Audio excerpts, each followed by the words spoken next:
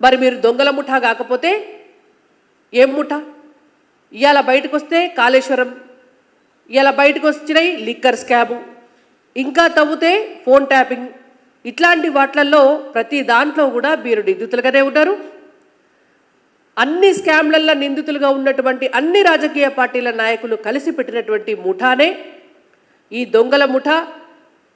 డీలిమిటేషన్కి వ్యతిరేకంగా ఒక కుట్ర చేసి ఒక అనిశ్చితి ఏర్పరచాలి అని చెప్పి ఒక పథకం ప్రకారం కూడా మీరు చేస్తున్నటువంటి పన్నాగాలు ఇవాళ ప్రజలందరికీ కూడా డెఫినెట్గా అర్థమవుతున్నాయి.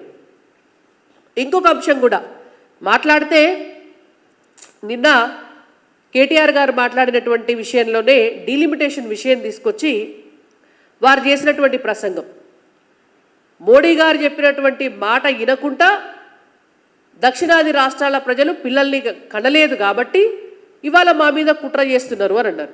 అసలు పిల్లల్ని కనద్దని, సంతానాన్ని పెంచుకోవద్దని, జనాభా తగ్గాలని భారతీయ జనతా పార్టీ ఎక్కడన్నా చెప్పిందా? కాంగ్రెస్ పార్టీ నాయకుడైనటువంటి సంజయ్ గాంధీ గారు, ఇందిరాగాంధీ గారి చిన్న కొడుకు, రాహుల్ గాంధీ గారి చిన్నాయన ఆనాడు ఎమర్జెన్సీ పెట్టి భారతదేశంలో ఉన్నటువంటి హిందూ సమాజంలో ఉన్నటువంటి మగవాళ్ళందరినీ కూడా గొర్రెలను గుంజుకపోయినట్టు గొర్రె గుంజుకపోయి నిర్బంధించి బలవంతంగా ఆనాడు కుటుంబ నియంత్రణ ఆపరేషన్లు చేయించినటువంటి పార్టీ కాంగ్రెస్ పార్టీ. హమ్దో హమారాదో అని చెప్పి మాట్లాడినటువంటి పార్టీ కాంగ్రెస్ పార్టీ. ఆ నినాదాన్ని తీసుకొచ్చి వాళ్ళ భారతదేశంలో జనాభాను నియంత్రించినటువంటి party Congress party. Bharatiya Janata party చేసిందా? మీరు ఒక పాలసీ తీసుకొచ్చినారు, జనాభాను నియంత్రించాలి అని చెప్పి జనాన్ని బలవంతంగా కుటుంబ నియంత్రణ ఆపరేషన్లు చేయించినారు. ఇవాళ మీరు తీసుకొచ్చినటువంటి పాలసీలో భారతదేశంలో ఉన్నటువంటి అన్ని రాష్ట్రాల జనాభా కూడా తగ్గింది. ఇవాళ మీరు ఎక్కువ జనాభా ఉన్నటువంటి రాష్ట్రాలతో పోల్చుకొని దక్షిణాది రాష్ట్రాలకు కావాలని అన్యాయం చేస్తున్నారని మాట్లాడుతున్నారు.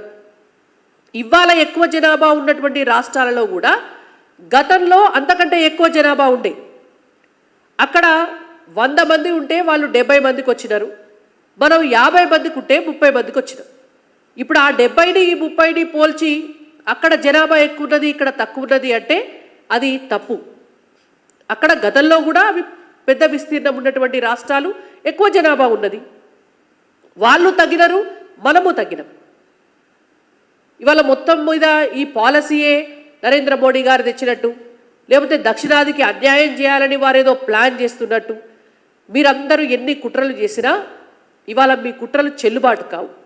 అసలు ఒక నిర్ణయమే జరగకుండా, ఒక సమావేశమే లేకుండా, ఒక అఖిలపక్ష సమావేశము జరగకుండా, దాని విధి విధానాల రూపకల్పనే రాకుండా బయటకి ఎట్లా చేస్తాము డీలిమిటేషన్ అనేటువంటిది ఒక ఎజెండానే మన ముందుకు రాకుండా మీ ఇష్టం వచ్చినటువంటి కథలు అల్లుకొని